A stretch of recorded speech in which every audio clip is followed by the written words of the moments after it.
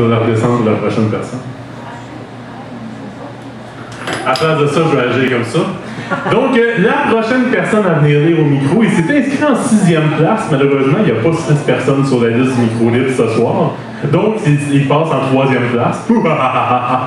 Je suis chaotique comme ça. Moi, j'aime ça changer les habitudes des gens. Donc, je vous demanderai à tous d'accueillir un poète. Vous allez voir, il y a un accent. Il ne faut pas lui en vouloir. Sur Facebook et sur YouTube, on va mettre des sous-titres. Il n'y a aucun problème, vous allez comprendre. C'est un poète exceptionnel, c'est un ami très cher à moi, c'est mon bras droit de tous les livres que j'ai faits, et aussi la fesse gauche. Je vous demande à tous d'accueillir mon ami Michel Darras!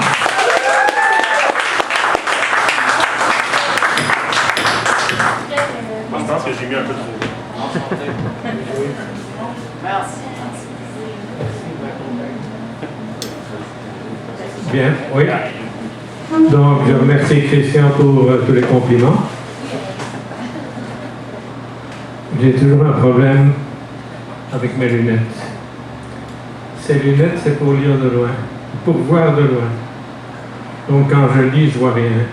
Et avant, j'avais des lunettes qui me permettaient de lire et de rien voir de loin. Enfin, la vie est une espèce de programme comme ça où ça ne tourne jamais comme on pense. Mon premier texte, ça s'appelle Les Moineaux. Enlever mes lunettes. Et peut-être que j'aurais dû le changer suite à ce que j'ai vécu il y a 2 jours avec un moineau. J'étais sur Côte-des-Neiges, c'est le cas de le dire avec le temps qu'il fait. J'étais sur Côte-des-Neiges en train de boire un café velouté avec un croissant aux amandes à l'extérieur, petite table ronde, bien agréable. Voilà qu'un moineau s'amène à ma table. J'essaie de m'en débarrasser un peu, mais il insistait. Il ouvrait son bec pour m'engueuler. J'ai regardé, c'était même un mâle. Surprise, ce n'était pas une femelle. Enfin, voilà. Les moineaux. J'ai discuté avec un moineau dans le boisé près des bouleaux. Il m'a confié, je n'ai confiance dans ce que tu fais ou dans ton silence, de ta tendresse et de la tendrie que tu dresses, je me méfie. Nous nous respectons. Un pacte d'indifférence et un peu de mouron de loin nous distance. Merci.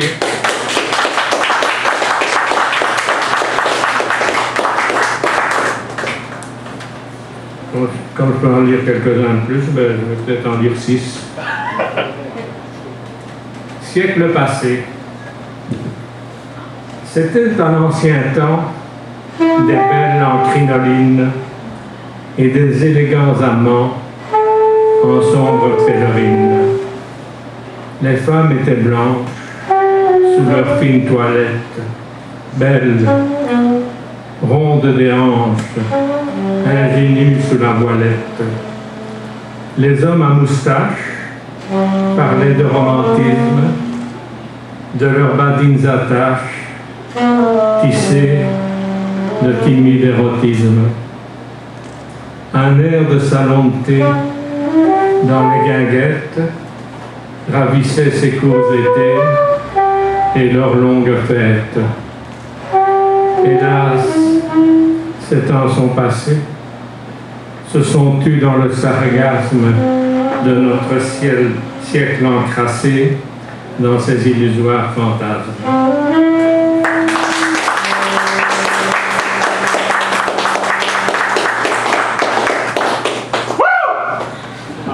Merci.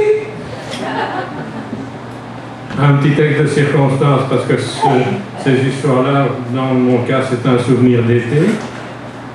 Le petit bal. En juillet, au village, un petit bal champêtre dispense ses ramages aux jeunes et ancêtres. Les couples se dodelinent sur la piste de bois, chuchotent et badinent d'amour tendre parfois. Un doux baiser volé et l'homme bafouille, un amour envolé et il repart bredouille. Que c'est gai les guinguettes pour les espérances fortes, que c'est triste le musette pour les amours mortes.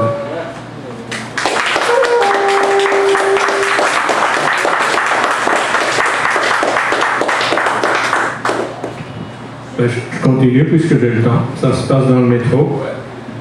Ça s'appelle l'inconnu. L'inconnu s'assied. Dans la vitre éclairée, je la regarde de biais. Elle semble inhabitée. Malaise de bien-être. Nos pensées se suivent. Je sens naître une envie furtive.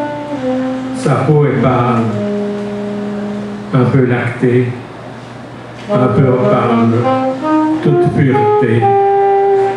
Elle me sourit. Le temps est arrêté. Et la théorie de la relativité.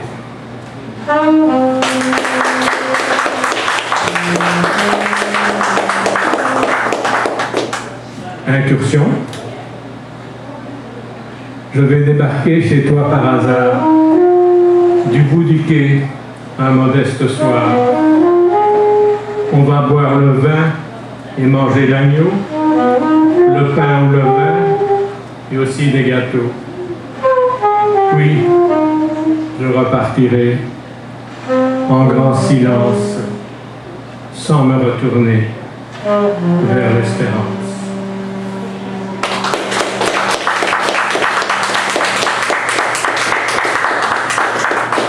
C'était l'antépénultième. Voici le pénultième.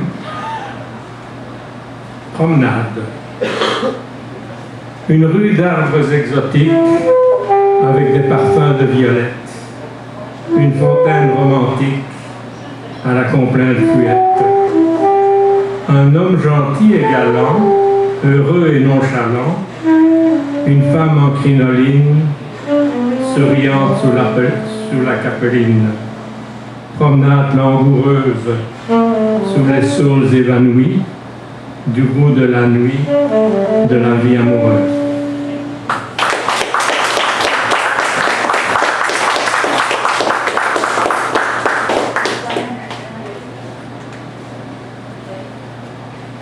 Il neige! Ça s'envole. Oui, il neige. Le dernier. Ça s'appelle Parentèle, donc si on veut le milieu familial du temps où on est plus jeune.